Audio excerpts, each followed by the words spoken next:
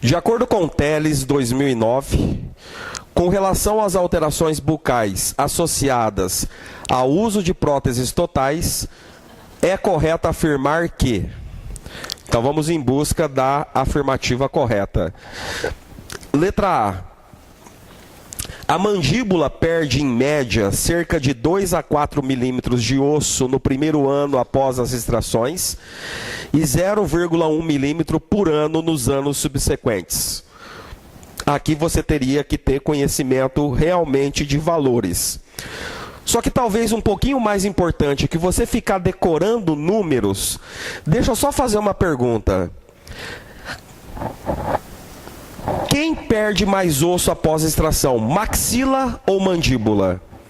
Se fosse para você responder de uma forma direta, você extraiu dentes de maxila e dentes de mandíbula, você tem uma perda mais rápida em maxila ou mandíbula? Isso, mandíbula, tá? Nós temos uma perda mais rápida em mandíbula e isso eu vou demonstrar para vocês em valores. Bom, na letra A, ele não está fazendo essa comparação. Simplesmente ele está falando que a mandíbula perde em média de cerca de 2 a 4 milímetros de osso no primeiro ano. É mentira. A perca da mandíbula, em média, no primeiro ano é de 4 a 6 milímetros. E não é 0,1 milímetro por ano, é por volta de 0,4 milímetros por ano. Na verdade, essa perda que ele descreveu aqui é a perda da maxila. A maxila, sim, é de 2 a 4 milímetros de osso no primeiro ano e 0,1 milímetros por ano nos anos subsequentes. Então, em questões da Marinha, você tem que tomar cuidado com isso, que ele troca as coisas. Por exemplo, letra B. A osteoporose do tipo 1 é o resultado conjunto do envelhecimento das funções intestinais, renais e hormonais, afetando tanto o osso trabecular quanto o osso cortical. Aí na Marinha você fica desconfiado. Será que é osteoporose do tipo 1 ou do tipo 2 que você tem em virtude do envelhecimento do sistema, quer seja funções intestinais, renais e hormonais, que você tem afetando o osso trabecular quanto o cortical? Ou será que é só o trabecular? Será que é só o cortical? Será que é do tipo 1 ou do tipo 2? Então são pequenos detalhes, né? Mas logicamente isso aqui consta em um dos capítulos do livro do Teles que fala de prótese total e tem tudo a ver, né? Porque nós temos que ver a qualidade e a quantidade de osso que nós temos para fazer um trabalho de uma prótese total no paciente. E aqui eu já te adianto, a letra B ela está errada porque, segundo o Teles, é na osteoporose do tipo 2 que você tem o resultado do envelhecimento das funções intestinais, renais e hormonais, afetando tanto o osso trabecular quanto o osso cortical. E eu vou te mostrar no próximo slide qual é a repercussão da osteoporose realmente do tipo 1. Ponto. Está errado porque na verdade é do tipo 2. Então é aquilo que eu estou falando. Ele troca classificação, troca uma palavra, pronto. Deixou a assertativa errada. São pequenos detalhes. Letra C. A colocação de implantes osteointegráveis tem demonstrado ser uma opção que reduz substancialmente a perda óssea nos rebordos edentados. Ah, professor, me parece que é a resposta correta, né? À medida que eu implanto, que eu coloco um implante naquele osso que perdeu a estrutura dentária, com certeza eu vou minimizar ou reduzir substancialmente a perda óssea nos rebordos edentados. É a resposta correta. Agora vamos ver as demais alternativas. Letra D. A queilite angular, condição indicativa de próteses com dimensão vertical diminuída, não está relacionado com a candidíase? Está errado. Nós sabemos que um dos fatores que pode levar ao desenvolvimento da queilite angular é justamente a candidíase, né?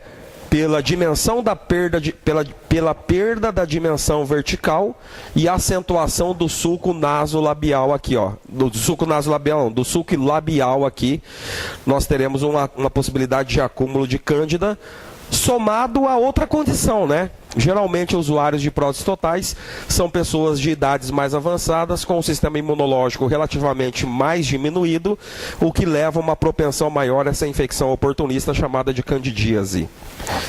Letra E. A excisão cirúrgica é sempre o tratamento de primeira escolha para a hiperplasia fibrosa inflamatória, também conhecida como epúlide fissurada. É aquilo, né? Quando você está em dúvida, você começa a trabalhar aqueles conceitos clássicos de concurso. Sempre, exclusivamente, apenas.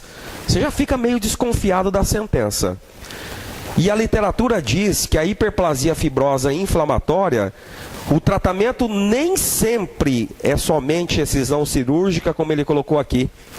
Em alguns casos, a hora que você remove o trauma, essas lesões elas podem diminuir, né, de tamanho e às vezes nem precisar dessa remoção cirúrgica, que ele disse que sempre é o tratamento de primeira escolha nesses casos de hiperplasia fibrosa inflamatória, em decorrência de algum traumatismo promovido aí pelas próteses às vezes mal adaptadas ou mal ajustadas. Assim sendo, essa questão, tá aqui as informações, ó.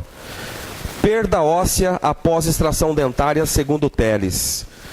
Maxila de 2 a 4 milímetros no primeiro ano e 0,1 milímetro nos anos subsequentes. Gente, é a mesma informação que tem no livro do Peterson de cirurgia, esses valores, tá? Mandíbula de 4 a 6 milímetros no primeiro ano e 0,4 milímetro nos anos subsequentes. Portanto, nunca se esqueça, em rebordos edentados, em mandíbula, nós temos uma perda óssea mais rápida e mais acentuada, quer seja no primeiro ano ou quer seja nos anos subsequentes.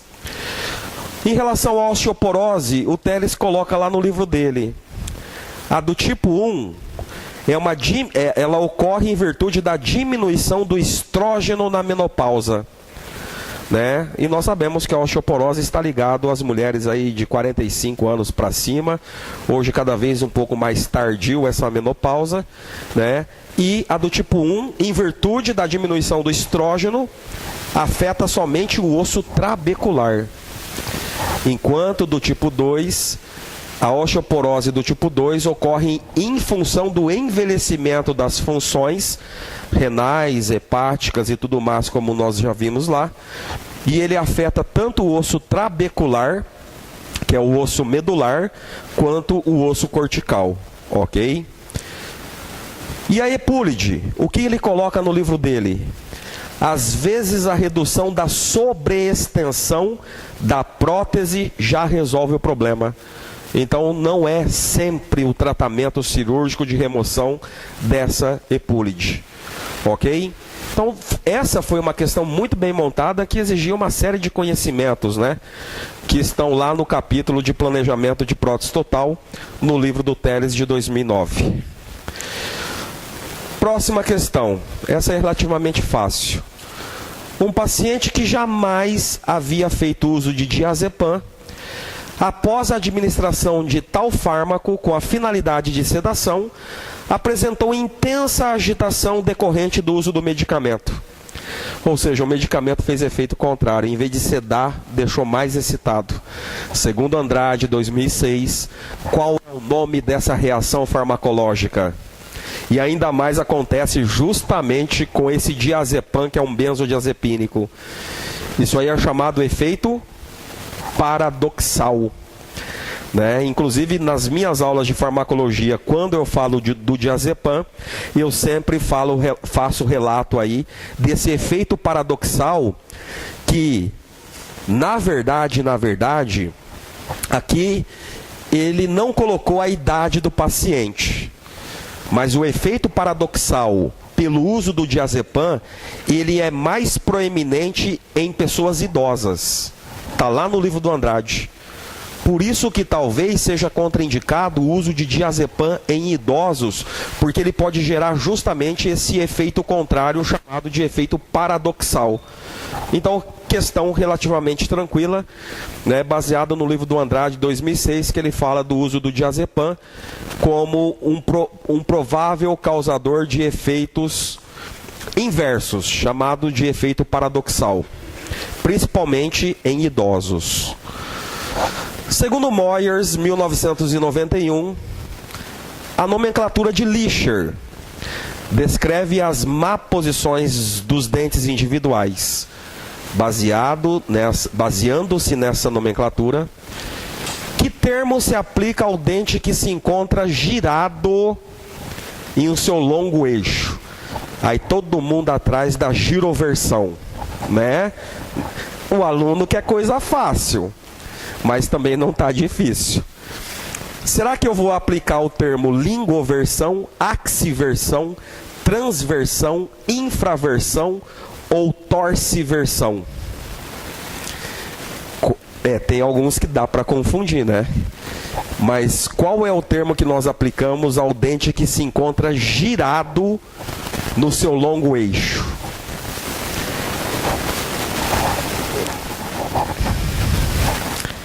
Girado. Não é inclinado no seu longo eixo. Então, se é girado no seu longo eixo, não é axiversão. Só pode ser giroversão, também conhecido como torciversão. Então, muitos cairiam nessa questão. Ok? Então, vamos lá. Resposta correta dessa questão, letra E. Está aqui a classificação de Lischer. Mesioversão. O dente encontra-se mais para a linha mediana em relação à sua posição normal. Foi para mesial. Mesioversão. Distoversão. Foi para distal.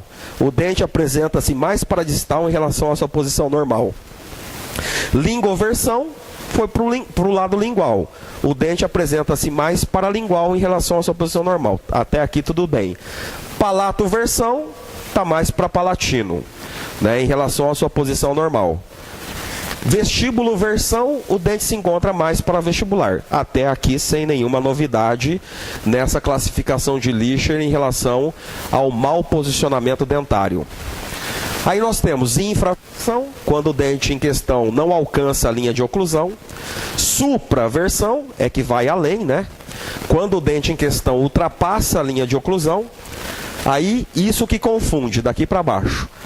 Axiversão é a inclinação do dente em questão no sentido do seu longo eixo para mesial ou distal. Então, axiversão não é girado, tá? A axiversão, ele está com uma inclinação no seu longo eixo, ou para mesial ou para distal, tá? E não é o dente como um todo, ele está inclinado.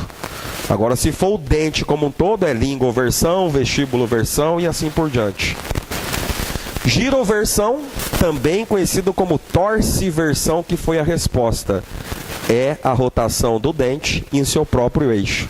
Eu tenho a plena certeza, se ele tivesse colocado giroversão, ninguém teria errado. Só que ele colocou o sinônimo torciversão.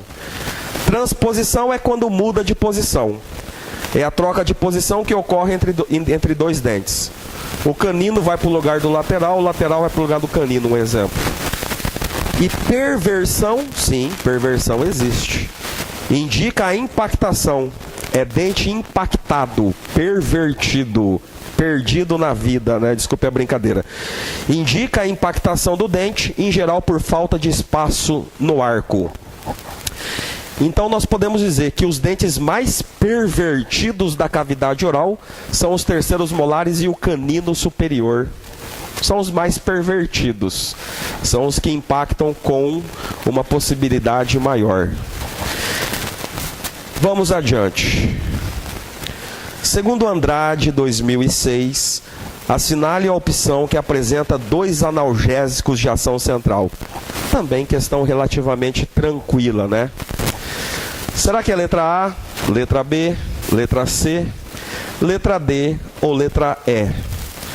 Bom, se a gente dá uma olhada por cima, o único que tem Dois analgésicos de ação central é a codeína e o tramadol, que está na letra C de cebola, sendo que todos os demais é tudo analgésico de ação periférica.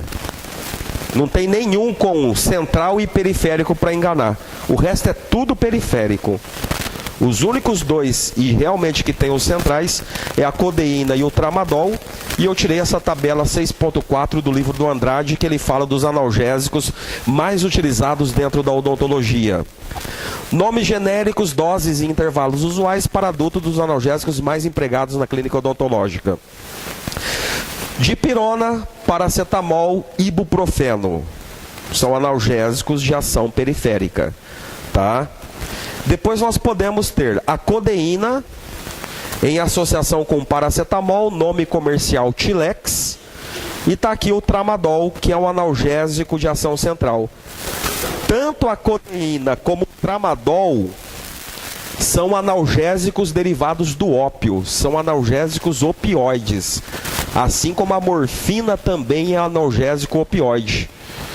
Agora, por exemplo, o propoxifeno é um analgésico de ação central, só que de origem sintética. Tá? Não é derivado do ópio, por exemplo, o propoxifeno. Agora, tramadol, codeína são derivados do ópio. E qual que é a posologia? Paracetamol associado à codeína, que é o Tilex 500, é 500 mg de paracetamol mais 30 mg de codeína, por exemplo.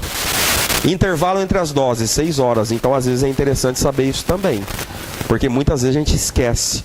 Ah, professor, eu não sei como prescrever ibuprofeno. Tá aqui, ó. Ibuprofeno é 200 mg de 6 em 6 horas. Tem o paracetamol de 500 e de 750. 6 em 6 horas, ou seja, no máximo 4 doses por dia. Nossa, professor, eu posso no máximo 4 doses? E se, por exemplo, meu filho está com febre? Intercala. É o que eu faço em casa. Eu intercalo paracetamol, a hora que dá o meio do caminho, eu mando dipirona.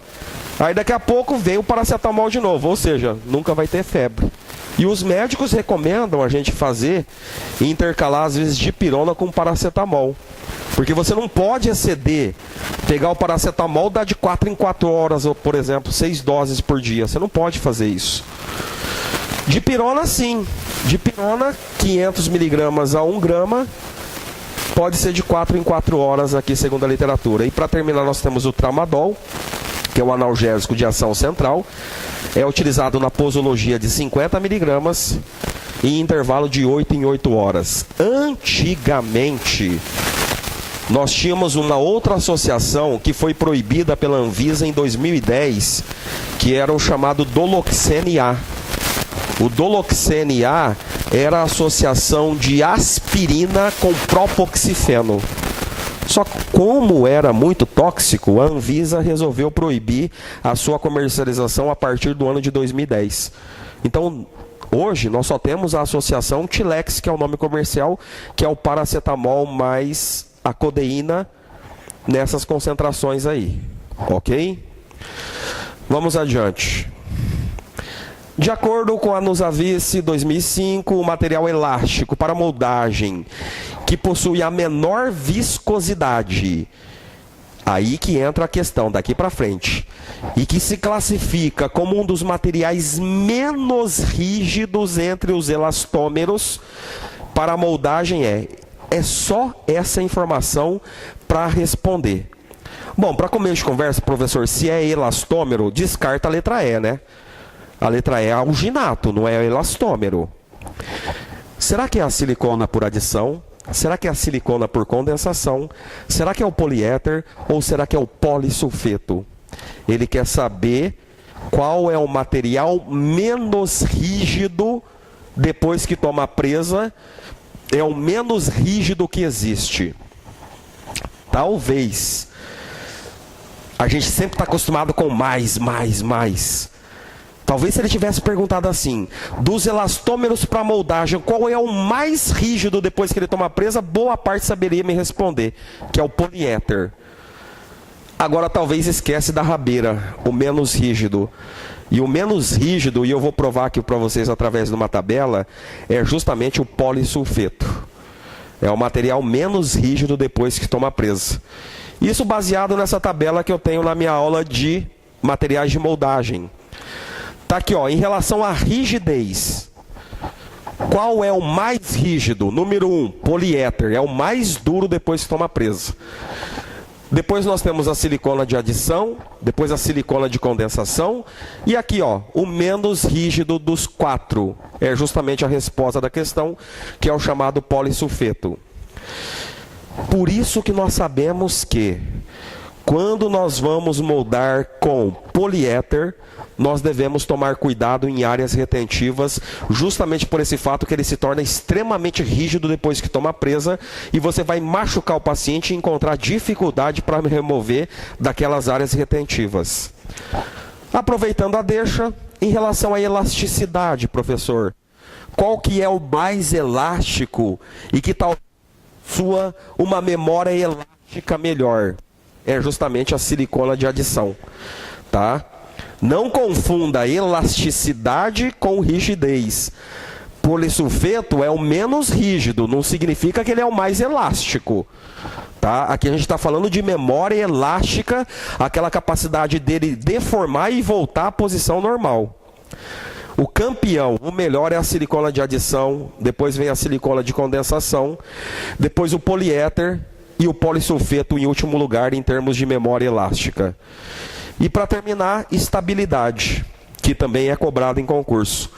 Qual é o elastômero mais estável que nós temos? É a silicona de adição. A silicona de adição é o material mais estável que nós temos, por isso que nós podemos vazar o gesso dias e semanas depois. Só que nós temos que tomar um cuidado com a silicona de adição. A silicona de adição, da mesma forma que você pode vazar uma semana depois, você não pode vazar ela logo depois que você moldou. Você tem que esperar pelo menos 1 hora. Né? A gente não pode esquecer dessa informação. Então, estabilidade, silicona de adição é o campeão, depois o poliéter é um bom material, em termos de estabilidade dimensional. Polissulfeto em terceiro lugar, e o piorzinho em termos de estabilidade dimensional, justamente pela liberação de silicatos de alquila, que é um radical à base de álcool como subproduto, o que lhe confere instabilidade é justamente a silicona de condensação, que fica em quarto lugar. Ok? Então, voltando aqui à questão, ele quis saber aí qual é o menos rígido entre os elastômeros. Polissulfeto. Então eu já trouxe outras informações em relação à memória elástica ou elasticidade e também a estabilidade quando nós vamos comparar os 4 elastômeros. Questão relativamente comum dentro de concursos, né? Segundo Miloro e colaboradores, 2008, com relação à taxa de progressão das infecções odontogênicas, assinale a opção incorreta. Bom, para um bom entendedor de concursos, consegue achar a incorreta fácil. Mesmo que talvez não saiba se as demais estão certas. Tá? Mas dá para achar errada aqui para quem já tem uma vivência em concurso. Acharam a errada?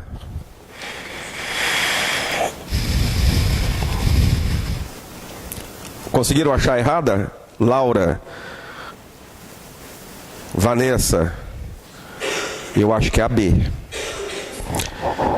No estágio de celulite, o conteúdo do fluido tecidual é predominantemente pus. Errado. Está errado na cara. A literatura diz, Peterson diz, Miloro diz, que na fase de celulite você não tem pus. Tá? Celulite ou flegmão é uma infecção disseminada, só que não tem conteúdo purulento. Pus é na fase de abscesso, quando já cronifica todo o processo. Então é aquilo que eu falei, é o tipo de questão que a errada dá para achar. Agora vamos dar uma lida nas demais e agregar novos conhecimentos. O resto está certo. A maioria das bactérias são anaeróbias? São. A dor é de moderada a severa? Sim. Na fase de celulite dói mais.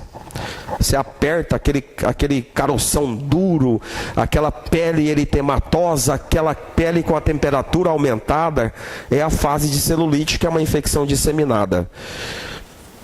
O resto está certo. Letra A.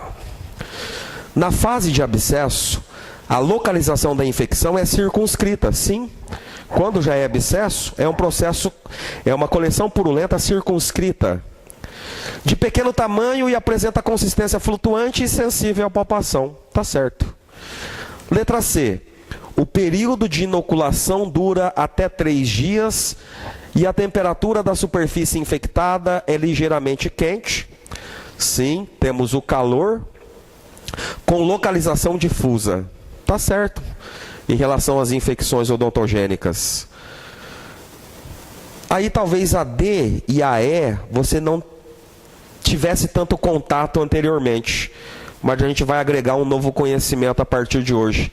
A faceite necrosante é uma infecção de disseminação rápida que segue o músculo platisma na direção do pescoço e da parede anterior torácica. Sim, isso que é a chamada faceite necrosante.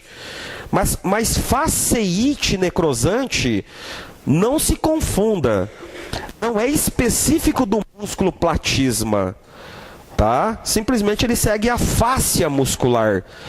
E uma delas é justamente o platisma. Esse que se insere aqui na base da mandíbula superficialmente, né? E recobre todo o nosso pescoço. Isso aqui é o músculo platisma. Entre os sinais precoces da faceite necrosante, estão incluídas pequenas vesículas e uma descoloração púrpura sem brilho da pele envolvida. Tá certo. Eu trouxe um caso clínico aí para vocês verem o que vem a ser a chamada faceite necrosante. Mas antes, tá aqui, ó. O que a literatura coloca em relação ao diferencial entre celulite e abscesso? Quando a infecção odontogênica está no estágio de celulite, é um processo agudo, de evolução rápida. Já quando está na fase de abscesso, já cronificou todo o processo. Limites: celulite é um processo infeccioso difuso. Abscesso é um processo infeccioso já localizado, circunscrito por uma membrana. Dor: celulite dói mais que o abscesso, tá? Palpação: celulite pode ser mole ou pode ser endurecido. O abscesso já é considerado flutuante. Risco sistêmico, né? Ou perigo. Com certeza a celulite é mais perigosa que o abscesso, porque é um processo infeccioso disseminado. E o mais importante, presença de pus. Celulite não tem pus, enquanto que o abscesso tem pus, segundo Peterson. Esse aqui eu peguei não no livro do autor que foi citado, mas baseado, essa tabela foi montada em cima do livro do Peterson de cirurgia. E, voltando à questão, a errada. Então, no estágio de celulite, o conteúdo do fluido tecidual é predominantemente pus. Errado. Ok? E nunca se esqueça, também aqui talvez possa ter um erro, tá? Que eu errei ao comentar.